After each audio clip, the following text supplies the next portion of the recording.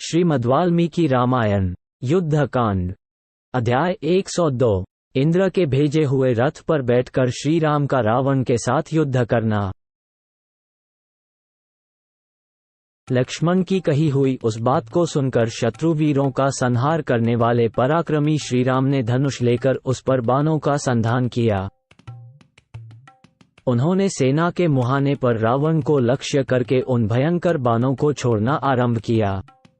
इतने में राक्षसराज रावण भी दूसरे रथ पर सवार हो श्रीराम पर उसी तरह चढ़ आया जैसे राहु सूर्य पर आक्रमण करता है।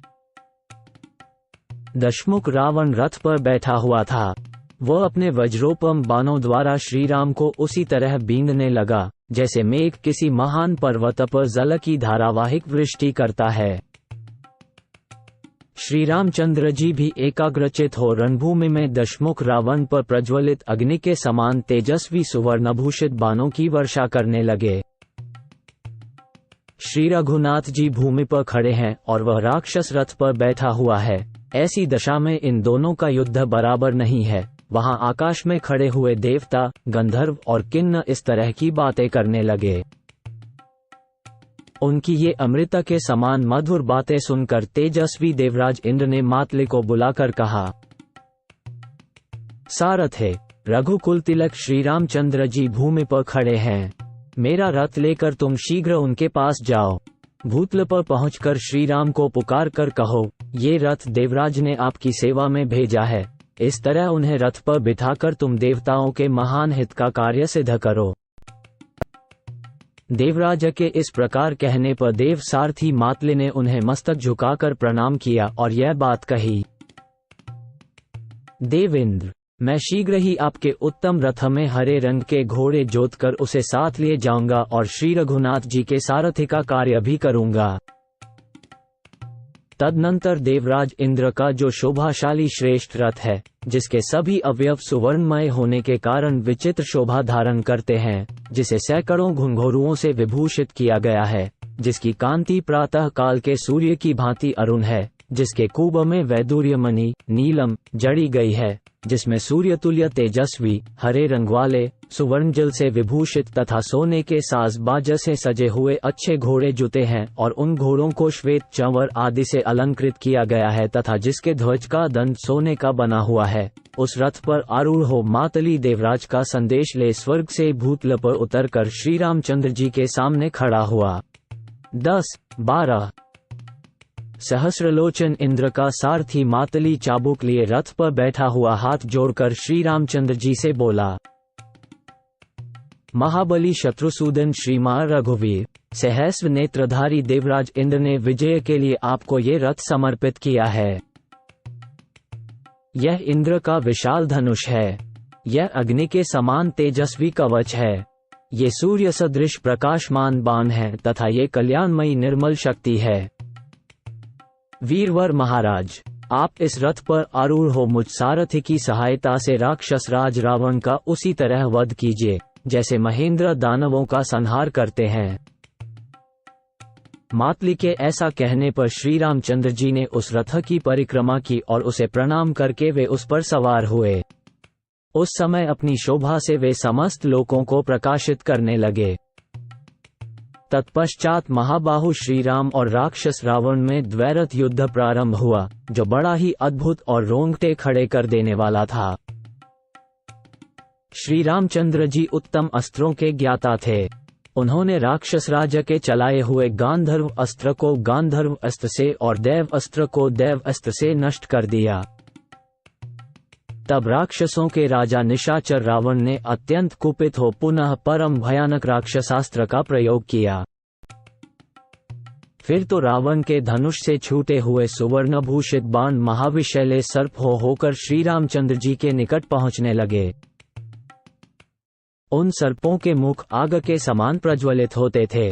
वे अपने मुखों से जलती आग उगल रहे थे और मुंह फैलाए होने के कारण बड़े भयंकर दिखाई देते थे। वे सब के सब श्रीराम के ही सामने आने लगे। उनका स्पर्श वासुकी नाग के समान असह्य था। उनके फन प्रज्वलित हो रहे थे और वे महान विष से भरे थे। उन सर्पाकार बाणों से व्याप्त होकर संपूर्ण दिशाएं और विदिशाएं आच्छादित हो गईं। युद्धस्थल में उन सर्पों को आते देख भगवान श्री राम ने अत्यंत भयंकर गारुडास्त्र को प्रकट किया। फिर तो श्री रघुनाथ जी के धनुष से छूटे हुए सुनहरे पंख वाले अग्नितुल्य तेजस्वी बाण सर्पों के शत्रुभूत सुवर्णमय गरुड़ बनकर सब ओर विचरने लगे। श्री राम के इच्छानुसार रूप धारण करने वाले उन गरुड़ाकार बाणों ने रावण के महान वेगशाली उन समस्त सर्पाकार सहायकों का संहार कर डाला। इस प्रकार अपने अस्त्र के प्रतिहत हो जाने पर राक्षस राज रावण क्रोध से जल उठा और उस समय श्री रघुनाथ जी पर भयंकर बाणों की वर्षा करने लगा।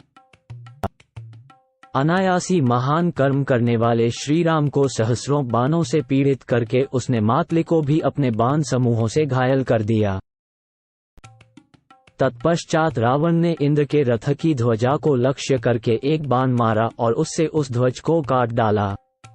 उस कटे हुए सुवर्णमय ध्वज को रथ के ऊपर से उसके निचले भाग में गिराकर रावण ने अपने बाणों के जाल से इंद्र के घोड़ों को भी क्षत विक्षत कर दिया। ये देख देवता, गंधर्व, चारण तथा दानव विषाद में डूब गए। श्री राम को पीड़ित देख सिद्धों और महर्षियों के मन में भी बड़ी व्यथा हुई। विभीषण सहित सारे वानर यूथपति भी बहुत दुखी हो गए। श्री राम रूपी चंद्रमा को रावण रूपी राहु से ग्रस्त हुआ देख बुध नामक ग्रह जिसके देवता प्रजापति हैं, उस चंद्रप्रिया रोहिणी नामक नक्षत्र पर आक्रमण करके प्रजावर्ग के लिए अहितकारक हो गया। समुद्र प्रज्वलित सा होने लगा, उसकी लहरों से धुआं सा उठने लगा और वह कुपित सा होकर ऊपर की ओर इस प्रकार बढ़ने लगा मानो सूर्यदेव को छू लेना चाहता है। सूर्य की किरणें मंद हो गईं, उसकी कांति तलवार की भांति काली पड़ गई। वो अत्यंत प्रखर कबंध के चिन्ह से युक्त और धूमकेतु नामक उत्पात ग्रह से संसिक्त दिखाई देने लगा। आकाश में इक्ष्वाकुवंशियों के नक्षत्र विशाखा पर, जिसके देवता इंद्र और अग्नि हैं, आक्रमण करके मंगल जा बैठा। उस समय 10 मस्तक और 20 भुजाओं से युक्त दशग्रीव रावण हाथों में धनुष लिए मैनाक पर्वत के समान दिखाई देता था। राक्षस रावण के बाणों से बारंबार निरस्त आहत होने के कारण भगवान श्री राम युद्ध के मुहाने पर अपने सहायकों का संधान नहीं कर पाते थे। तदनंतर श्री रघुनाथ जी ने क्रोध का भाव प्रकट किया। उनकी भौहें टेढ़ी हो गईं, नेत्र कुछ कुछ लाल हो गए और उन्हें ऐसा महान क्रोध हुआ जिससे जान पड़ता था कि वे समस्त राक्षसों को भस्म कर डालेंगे। उस समय कुपित हुए बुद्धिमान श्री राम के मुख की ओर देखकर समस्त प्राणी भय से थर्रा उठे और पृथ्वी कांपने लगी। सिंहों और व्याघ्रों से भरा हुआ पर्वत हिल गया, उसके ऊपर के वृक्ष झूमने लगे और सरिताओं के स्वामी समुद्र में ज्वार आ गया। आकाश में सब ओर उत्पात सूचक गर्दभाकार प्रचंड गर्जना करने वाले रूखे बादल गरजते हुए चक्कर लगाने लगे। श्री रामचंद्र जी को अत्यंत कुपित और दारुण उत्पातों का प्राकट देखकर समस्त प्राणी भयभीत हो गए तथा रावण के भीतर भी भय समा गया।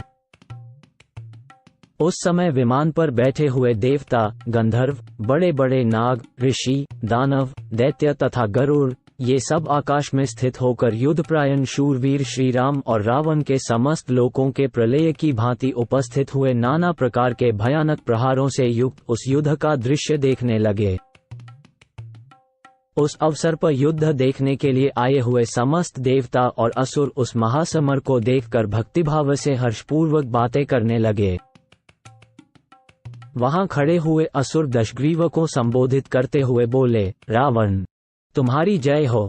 उधर देवता श्री राम को पुकारकर बारंबार कहने लगे, रघुनंदना, आपकी जय हो, जय हो। इसी समय दुष्टात्मा रावण ने क्रोध में आकर श्री रामचंद्र जी पर प्रहार करने की इच्छा से एक बहुत बड़ा हथियार उठाया। वो वज्र के समान शक्तिशाली, महान शब्द करने वाला तथा संपूर्ण शत्रुओं का संहारक था। उसकी शिखाएं शैल शिखरों के समान थीं। वो मन और नेत्रों को भी भयभीत करने वाला था। उसके अग्रभाग बहुत तीखे थे। वह प्रलय काल की धूमयुक्त अग्निराशि के समान अत्यंत भयंकर जान पड़ता था। उसे पाना या नष्ट करना काल के लिए भी कठिन एवं असंभव था। उसका नाम था शूल। वो समस्त भूतों को छिन्न भिन्न करके उन्हें भयभीत करने वाला था। रोष से उद्दीप्त हुए रावण ने उस शूल को हाथ में ले लिया। समरभूमि में अनेक सेनाओं में विभक्त शूरवीर राक्षसों से घिरे हुए उस पराक्रमी निशाचर ने बड़े क्रोध के साथ उस शूल को ग्रहण किया था। उसे ऊपर उठाकर उस विशालकाय राक्षस ने युद्धस्थल में बड़ी भयानक गर्जना की। उस समय उसके नेत्र रोष से लाल हो रहे थे और वह अपनी सेना का हर्ष बढ़ा रहा था। राक्षस राज रावण के उस भयंकर सिंहनाद ने उस समय पृथ्वी, आकाश, दिशाओं और विदिशाओं को भी कंपित कर दिया। उस महाकाय दुरात्मा निशाचर के भैरवनाद से संपूर्ण प्राणी थर्रा उठे और सागर भी विक्षुब्ध हो उठा।